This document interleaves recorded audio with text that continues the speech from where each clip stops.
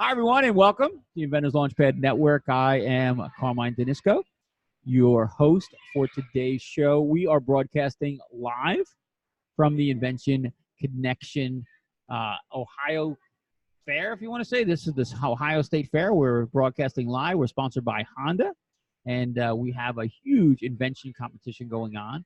I grabbed one of the young inventors who's been here for several years. She's been here many times, and I want to go over her idea now, what she's doing with this idea, what she's done in the past. Her name is Jianna. Let's bring her on and talk to her for a bit.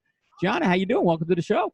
I'm doing pretty well. Thank you for having me. Oh, this is awesome. We were talking a little bit before we started recording about your ideas and things that you've done, and it seems like you have some good experience in the invention, realm, if you want to say. Yeah.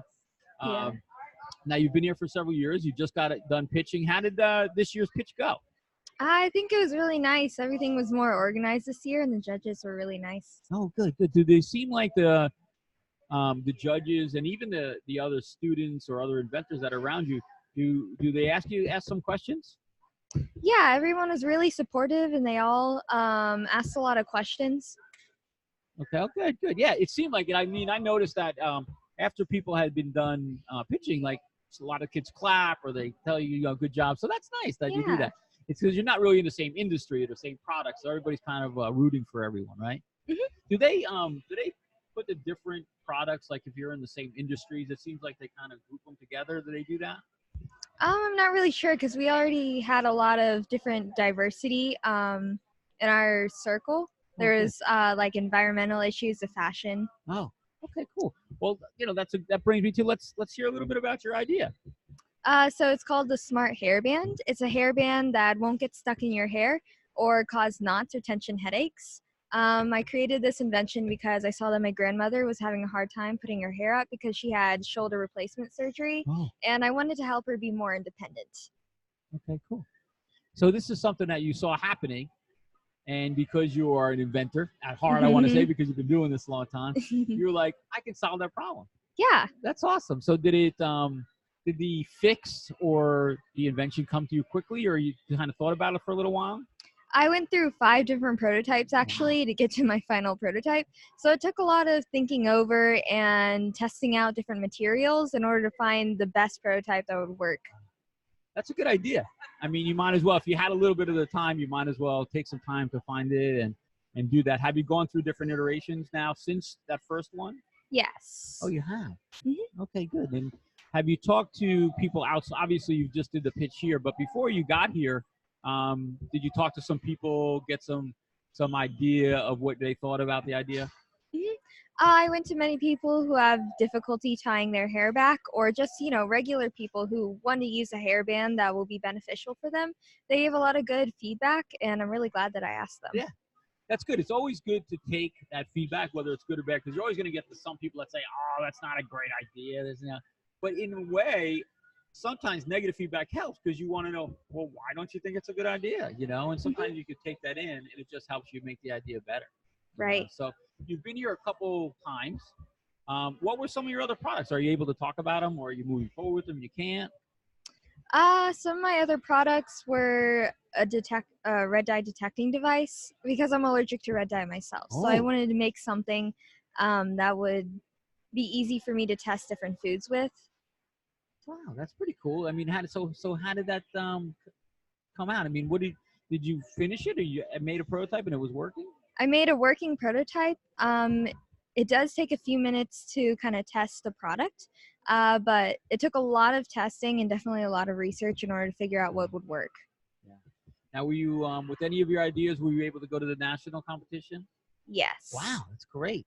How'd you make out at that? Well, last year with my red dye device, I made 2nd place in my grade level. That's cool. That's awesome. Thank you. That's big. I hear something off to the side. She went to national every year too. Wow, so you've been to nationals, and if anyone is listening, that's Jianna's mom. She's not hovering over her; she's just helping. And so you've been to nationals a couple times. Is it always that I'm hoping to go to this year to do some podcasting? Is it at the same building or the same there at Detroit at the, what is it, the Edison? No, The Henry Ford the Museum. Henry Ford Museum. Mhm. I hear it's a really nice building, nice setup. Yes, this is a very nice setup. There's a lot of things to learn there too, so it's really fun. Oh, that's cool. Yeah, see somebody who's an inventor. Obviously, you're interested in going there, so that's great. So okay, let's go back to your current invention. What's next for it? Well, I do have a detachable bag that's on the stopper, so it kind of attaches to the hairband, and that way you can take it out conveniently to use it whenever you want to. Oh. So I wanted to work towards making the bag a little smaller so it's not as bulky when you're wearing it. Oh, that's a good idea. So at least now, once you get the idea somewhat finished, you can start working on either the accessories or the little ancillary things. So Right. that's good. That's good. And is this something that you are thinking to maybe manufacture or take it to market or license? Have you thought about any of that? Yeah, I thought it would be pretty marketable because it's cheap. It's only $1.25 to market. Oh, wow. So. Well, that's great. Yeah. And, you know, it's one of those things that it can trickle down to younger people, obviously, or other people use if it gets modified or even in its current version. Do you think something like that can happen? Yeah. That's good. So because that's kind of what you want to do. You want to break it into a certain market and then have it, you know, either expand on its own or you could test it, get that feedback, and then make it into other markets. Yeah. Very cool. That's really, really great. It's great to talk to somebody like yourself, and we've had some excellent inventors come through and do podcasts, and you've had the experience of coming here a few times. How does this compare? To me, this is my first time here. I didn't realize how many inventors. It's big. Yeah, there's definitely a lot of inventors, and everyone is really nice and giving really good feedback, make you really think, and we kind of help each other in our critical thinking skills. Yeah, that's awesome. It's really cool. So what are you going to do now? You're going to go run around the fair? You're going to go to awards or both? Both. Yeah, that's good. Yeah. I mean, you're here. You get to walk around the fair a little bit. It's big. Even the fair, I didn't realize how big it was. You know, they had told me the fair was going on. I said, oh, that's okay. But it's big, so it's pretty cool. So listen, Jianna, thank you for coming on. I would love to hear later down the road about your idea. If there ever points, send me an email, whatever. Maybe we can even do a remote podcast and hear about your next iteration, or if anything big happens or you move forward. I'd love to know. Thank you. All right. Well, cool. Thanks for being on the show today. Thank you All right. very much. You take care.